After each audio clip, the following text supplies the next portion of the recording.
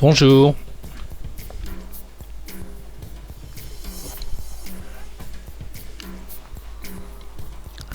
Nous allons aborder dans cette vidéo en fait deux aspects, l'aspect de la surveillance en fait des transmissions poulies-courroies et également la surveillance des couples coniques.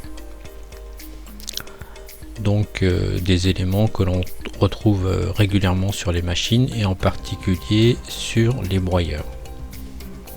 Pour cela, nous allons utiliser un simulateur que l'on va mettre en service.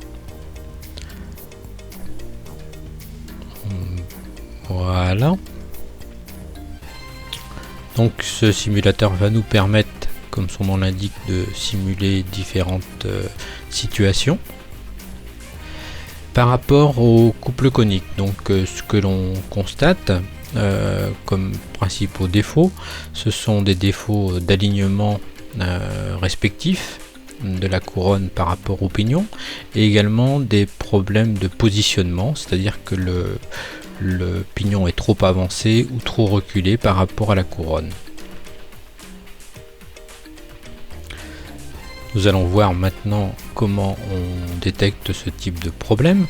En fait, vous voyez le point qui circule à l'intérieur de la cible, qui nous donne l'information de bon positionnement.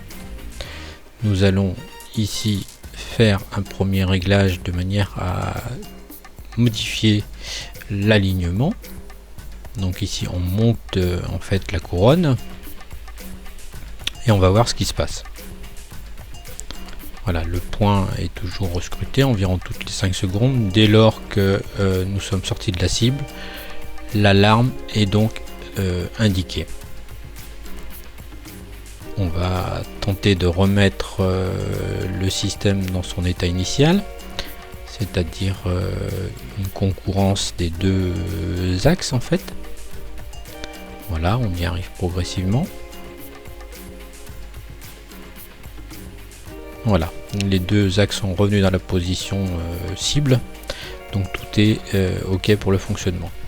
Un autre aspect en fait de la surveillance, c'est la surveillance du jeu au niveau du balourd, qui est donc entre le bâti et l'arbre principal du broyeur.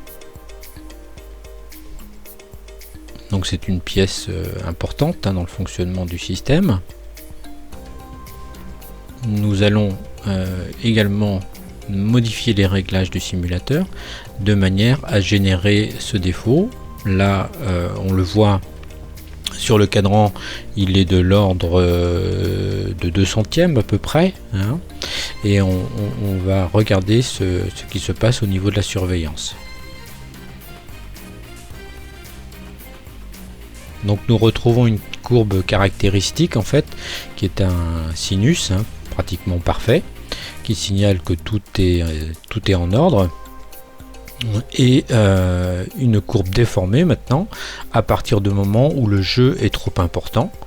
Donc les niveaux sont détectés par le haut ou par le bas, et on annonce également une alarme sur ce jeu du balourd. Donc nous allons tenter de revenir sur la configuration d'origine. Donc ça demande un petit peu de temps.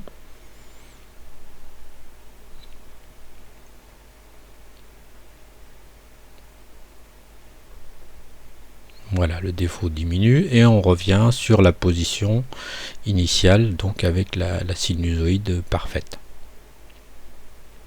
Bien entendu, ce type de surveillance peut s'appliquer à toutes les pièces en rotation, que ce soit arbre principal, que ce soit contre-arbre, de manière à détecter rapidement une anomalie dans la machine. Un autre point, donc comme on le disait au départ, la transmission par courroie et les problèmes de détection de glissement. Donc nous simulons ici, comme vous pouvez le constater par le mouvement de la courroie, un glissement plus ou moins important. Et nous allons pouvoir constater comment ce glissement est mesuré et également surveillé. Voilà, le cadran circulaire nous donne la vitesse de rotation du contre-arbre et le cadran rectangulaire nous donne en pourcent en fait le glissement sur la machine.